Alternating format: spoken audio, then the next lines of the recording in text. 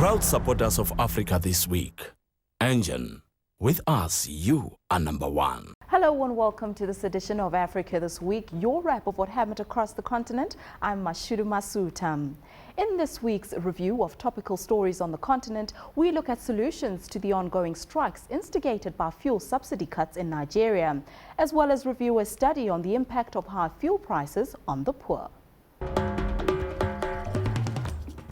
Nigerians went on the rampage this week after the government announced it is cutting fuel subsidies following the week-long eruption of protest action that had brought the country's economy to a crawl. We look back at Nigeria's many attempts at cutting fuel subsidies with Wale Famurewa.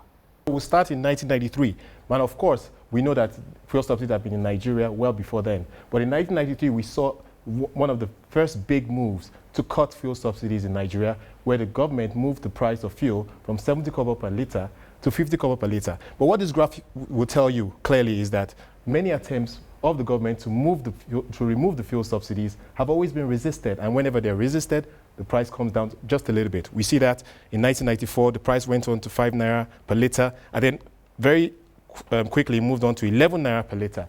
What we saw as you can see, as the prices go up to 25 naira per litre, it came down to 20.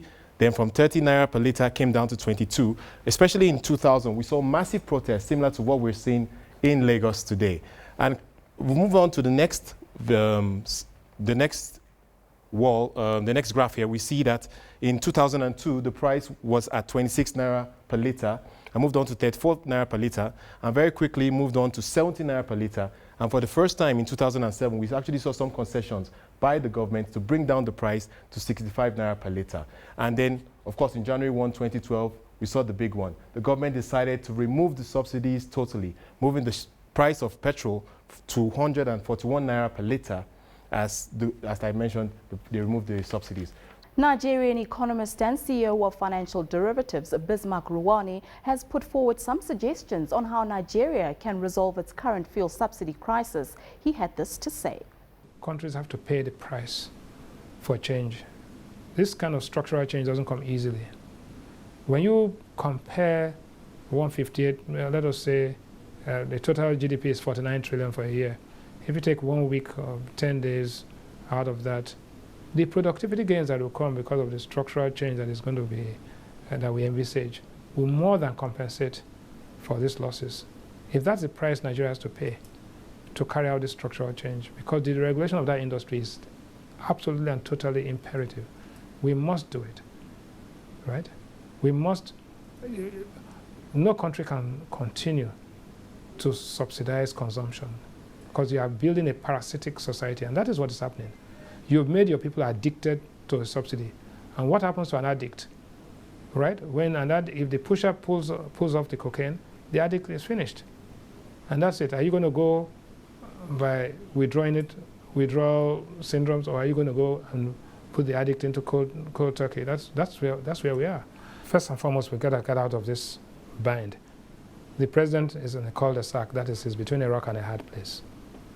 If he backs down, his credibility is undermined permanently, and it will become an ineffective.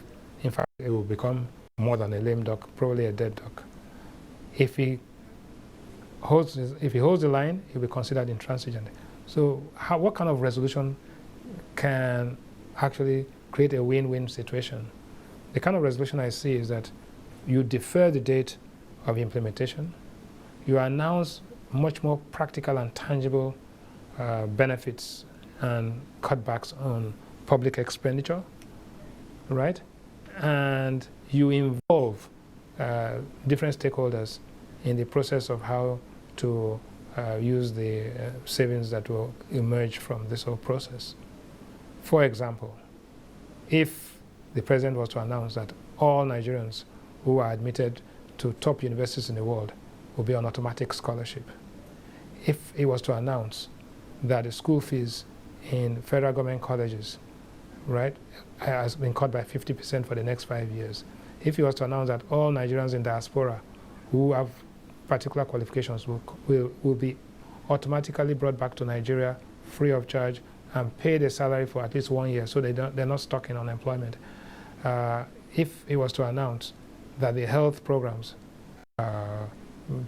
pediatrics and things like this are now going to be funded fully by, and put an independent team to manage this process, including the stakeholders, right? Then people, the urban mass transit, if it was to announce 10 road contracts, i.e. Kano to Abuja, Abuja to Port Harcourt, Warri to Calabar, Benin to Shagamu, Lagos all the way to Shagamu, Lagos to Ibadan, and here it is, Julius Berger, Strabag and all of that. If he makes those announcements today, everybody is going to be quite pleased. At the same time, he defers the takeoff of this project, right, to another 2 or 3 months, right? He enters into arrangements with Chiyoda, Mobil, ExxonMobil, Chevron and all of that to build. The federal government will put enough enhancements, money behind them to support it and guarantee whatever losses they have.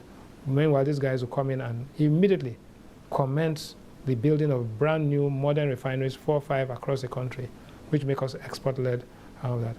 If those kind of practical announcements were made, rather than setting up committees and all of that, the people will buy that. The problem now is that you've got to resolve this issue or else things will deteriorate. The request of the people will go from just a price of petroleum to a call for the removal or a regime change. And then when you try to clamp down on them for treasonable offenses, then they will say that the entire world will say that you are killing your own people, and the NATO and other people come and protect them. And that's the beginning of a calamity. That's the beginning of a banana republic. I don't think this is something I wish.